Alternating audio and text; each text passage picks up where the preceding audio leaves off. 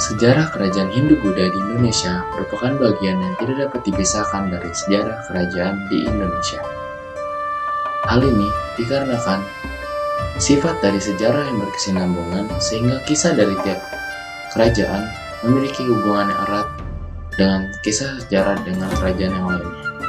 Demikian juga dengan kerajaan Sunda Galuh atau kerajaan Pajajaran yang bertautan dengan kerajaan-kerajaan pendahulunya seperti Kerajaan Tarumanegara dan pula bertautan dengan kerajaan setelahnya, yaitu Kerajaan Cirebon yang menjadi salah satu sumber perkembangan Islam di Nusantara, khususnya di Pulau Jawa. Kerajaan Sunda ini pertama kali berdiri pada tahun 670 Masehi, di mana merupakan pergantian dari Kerajaan Tarumanegara setelah Tarusbawa menggantikan mertuanya Linggarwana menjadi raja. Peristiwa ini dijadikan alasan oleh Reti Kandayun dengan bantuan kerajaan Kalingga dari Jawa Tengah menuntut untuk mendapat memisahkan diri dari kekuasaan Tarusbawa. Dikarenakan posisi kerajaan Tarumanegara yang sedang dalam kondisi lemah dan pula ingin menghindari dari terjadinya perang saudara, maka Tarusbawa menerima tuntutan tersebut. Dengan begitu terpecahlah kerajaan Tarumanegara menjadi kerajaan Sunda yang dipimpin oleh Tarusbawa dan kerajaan Galuh yang dipimpin oleh Reti Kandayun.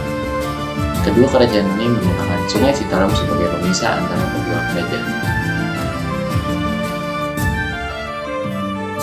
Selain dari uniknya sejarah yang terbentuk dari kerajaan ini, ada pula keunikan dari rajanya yang terakhir yang masih sampai saat ini namanya sering kita dengar karena dihormati dan dikagumi oleh masyarakat Jawa Barat, yakni Prabu Siliwangi.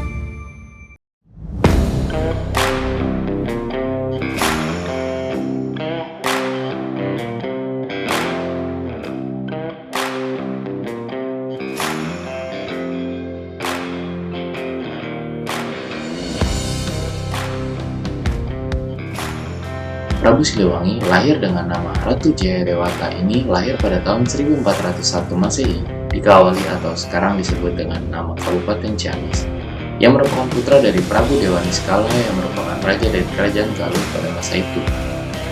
Ratu Jayadewata ini merupakan cucu dari Prabu Niskala Wastukencana yang merupakan raja dari kerajaan Sunda Galuh.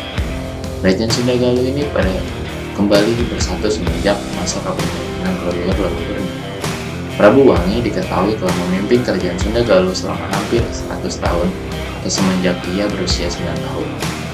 Dengan bantuan bimbingan dari pamannya, Prabu Bunisora, masa kepemimpinan Prabu Wastukencana berhasil membawa kerajaan Sunda Galuh ini ke dalam masa kejayaan. Akhir dari waktu jabatannya, untuk menghindari terjadinya perang kekuasaan antar kedua anaknya, maka ia membagi kerajaan ini kembali menjadi dua. Pada sebelah timur diberikan kepada Prabu Dewa Niskala dengan nama Kerajaan Galuh, dan yang sebelahnya, sebelah barat, diberikan kepada Prabu Susuk Tunggal dengan nama Kerajaan Sunda. Semasa kecil, Prabu Jayadewata merupakan pengembara yang tangkas dan pemberani. Ia menikah pertama kali dengan Nyi Ambetkasi yang merupakan putri pamannya Ki Gendang Sindang Kasih, putra Prabu Wastukencana, yakni raja dari Kejaran Sorantaka. Kemudian pernikahan yang kedua adalah dengan putri pamannya pula, yakni Nyi Subang Larang yang merupakan putri dari Ki Gendeng Tapa, putra Prabu Susuk Tunggal. Dari pernikahan itu, Prabu Jayadewata diangkat menjadi Raden Pamanah Rasa. Kemudian, pernikahan beliau yang lainnya adalah saat ia dijodohkan dengan putri pamannya yang bernama Nyai Gentring Manik Mayang Sunda dari pamannya Prabu Susuk Tunggal yang merupakan raja dari kerajaan Sunda. Dari sini, akhirnya Prabu Jayadewata berhasil menyatukan kembali kerajaan Sunda Galuh menjadi kerajaan Pajajaran di dalam kekuasaannya. Prabu Jayadewata sendiri, menurut yang tertulis pada prasasti batu tulis, telah didapatkan sebanyak 2 kali. Yang pertama pada saat ayahnya menerima tahta kerajaan Galuh di Kawali, ia mendapatkan gelar Prabu Guru Dewata Bana. Sedangkan yang kedua pada saat dirinya menerima tahta kerajaan Sunda Galuh di Pakuan Pajajaran, ia mendapatkan gelar Sri Baduga Maharaja Ratu Aji. Kemudian, julukan dari Prabu Jayadewata yang lainnya paling sering kita dengar adalah Prabu Siliwangi. Kata Siliwangi sendiri ini berasal dari kata Sili dan Wawangi, yang berarti pengganti yang telah hilang atau pula pengganti Prabu Wangi.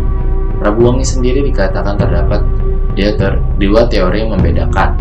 Pertama, Prabu Wangi, yaitu Prabu Linggabuana yang disebut sebagai Prabu Wangi dikarenakan oleh peristiwa yang terjadi sewaktu ia mengantarkan anaknya, Dia Pitaloka, untuk menikah dengan Prabu Hayam Wuruk dari Majapahit. Di saat mereka menunggu kedatangan Hayam Wuruk, malah disambut dengan berita bahwa perjodohan itu tidak jadi dilakukan. Oleh sebab murkalah Prabu Linggabuana dan seluruh Sunda Galuh karena merasa harga dirinya dipermainkan. Hal ini menyebabkan terjadinya perang Bubat di Trowulan. Pada perang itu menyebabkan Prabu Linggabuana dan seluruh pasukan yang dimilikinya mati. Melihat kejadian itu, untuk membela harkat martabat bangsanya, sang putri Dia Pitaloka melakukan bunuh diri. Oleh sebab itu, semua anggota kerajaan Sunda Galuh yang terlibat dalam perang Bubat ini dihormati dan dianggap suatu keberanian yang luar biasa dalam membela harga diri negaranya. Kemudian, teori yang satu lainnya lagi mengatakan bahwa Prabu Wangi adalah sang kakek Prabu Niskala Wastu Kencana, dikarenakan ia merupakan raja yang memerintah kerajaan Sunda Galuh terlama, yakni hampir 100 tahun tadi, dan membawa kerajaan ini ke dalam masa kejayaan. Sedangkan Sri Baduga sendiri mendapat julukan Prabu Siliwangi ini dikarenakan ia berhasil menyatukan kembali kerajaan Sunda Galuh menjadi Pakuan Pajajaran yang mana menempatkan pula pada status kejayaan kerajaan tersebut. Salah satu contoh dari wewangi yang dilakukan Prabu Siliwangi adalah seperti tindakan pertama yang dilakukan olehnya setelah resmi dinobatkan adalah menunaikan amanat dari kakeknya, Wastu Kencana, yang disampaikan melalui ayahnya Ningrat Kencana ketika ia masih menjadi Mangkubumi di Kalawali. Isi dari pesan tersebut dapat ditemukan di salah satu prasasti peninggalan Sri Baduga, yaitu Prasasti Kebantenan. Sesuai dengan isi pesan itu, maka diperintahkan kepada para petugas muara agar jangan memungut bea atau pajak. Nah, sebelumnya penduduk diwajibkan membayar 4 macam pajak, sekarang hanyalah tinggal pajak tenaga dalam bentuk dasa dan calagra, yang mana tugas-tugasnya yang harus dilaksanakan terbilang ringan, seperti menangkap ikan, berburu, memelihara saluran air, dan pula bekerja di ladang. Seperti yang tadi telah dijelaskan bahwa kerajaan Sunda Galuh atau kerajaan Pajajaran ini berkaitan dengan perkembangan Islam yang ada di Nusantara. Ini benar adanya. Seperti yang dijelaskan pada kitab Cerita Parahyangan bahwa rakyat Pajajaran banyak yang telah beralih ke Islam dan meninggalkan agama lama. Contohnya seperti istri kedua dari Prabu Siliwangi yang bernama Nyi Subang Larang yang merupakan wanita bangsawan Muslim yang taat. Prabu Siliwangi di sini memiliki sifat yang sangat toleran dengan memperbolehkan ketiga anaknya untuk mengikuti agama yang sama dengan ibu. Bahkan dari tiap-tiap anak ini masing-masing menjadi penyebar agama Islam di Pajajaran, seperti Walang Sungsang yang menjadi pendiri Kesultanan Cirebon, Rara Santang yang merupakan ibu dari Sunan Gunung Jati, dan pula Raden Kian Santang yang memperdalam agama Islam ke Mekah dan menjadi penyebar agama Islam di Pajajaran. Sepeninggalan Prabu Siliwangi, masyarakat Sunda masih sangat mengagumi serta menghormatinya. Jika kita pergi ke Jawa Barat, dapat kita lihat namanya telah menjadi nama jalan, nama museum, sampai pula nama batalion di Jawa Barat yang masih aktif sampai saat ini. Seperti halnya juga yang masih banyak kultus kepada Prabu Siliwangi. Seperti dalam kepercayaan tradisional Sunda Wewitan, tokoh Prabu Siliwangi merupakan pemimpin yang ideal dan dihormati sebagai leluhur bangsa Sunda. Pada agama Hindu juga terdapat komplek Pura Parahyangan Agung Jagakarta yang berada di kota Bogor memiliki sebuah candi untuk memuliakan Prabu Siliwangi. Dan itu juga Prabu Siliwangi memiliki altar tersendiri di Vihara Nam Hai Kwan Seim Pusa di Sukabumi dan Vihara Sakyawanaram di Cianjur. Demikianlah kisah yang dapat saya sampaikan mengenai Prabu Siliwangi dan Kerajaan Pajajaran.